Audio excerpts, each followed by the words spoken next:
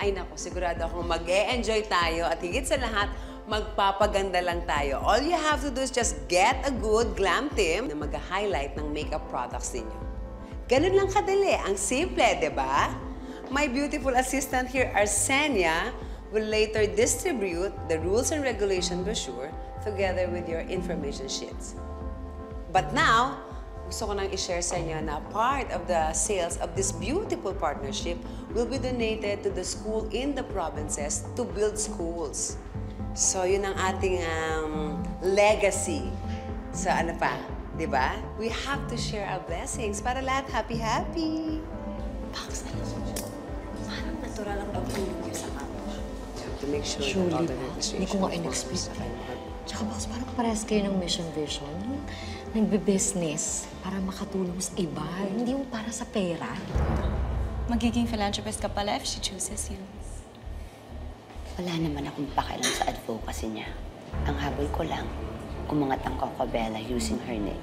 Kailangan makaahon bago pa malugi ang kumpanya. Sana na hindi masalit nila Mayumi ang pangaral mo. Palaban din niya mga babae niya. Mas palaban ako. Nakatingin dito si Isabel at asama ng titig sa'yo. Siguro kung kutsilyo yan, duguan ka na. Ganyan tumingin ang taong threatened. Alam niya kasi na puro kasamaan lang siyang magaling.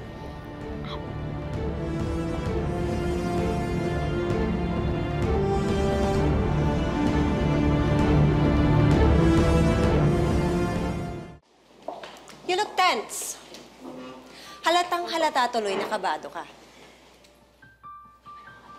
Nakadrugs ka ba? Kung sa'yo lang naman, hindi ako kakabahan. Dahil hindi ka mananalo over me. Kahit paras pa tayo nakared. Bakit?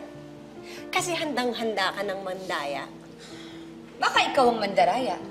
Dahil hindi ko alam kung anong ginawa mong pamimilit kay Zaraya para isali ka sa competition na to. Actually, hindi ko nga rin alam eh. Siguro, tamang galing at pag-uugali lang. Mga bagay na wala ka. Leche ka talaga. Sige, mauna na ako.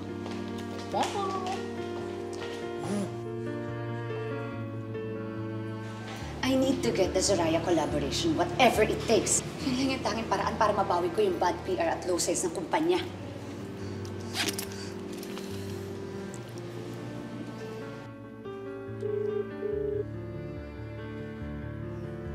Leche ka, Jigs, ba't ayaw mo sumagot? Isabel, sino bang tinatawagan mo? Yung tauhan kong gonggong. Oh my God, may pinaplano ka na naman, Isabel. Kakasabi ko lang, di ba? Kailangan ko ma-close deal si Zoraya. Whatever the hell it takes. Fine.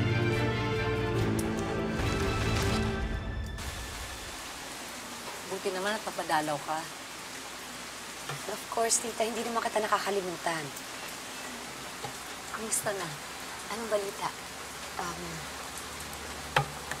Tita, meron ka pa bang ibang tao na kilalan bukod kay Jigs at Froilan? Bakit? Ano nangyari?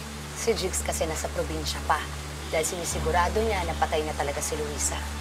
Tinatawagan ko nga, hindi naman sumasagot yung lecheng yun. Meron akong kailangan ipagawa sa kanya.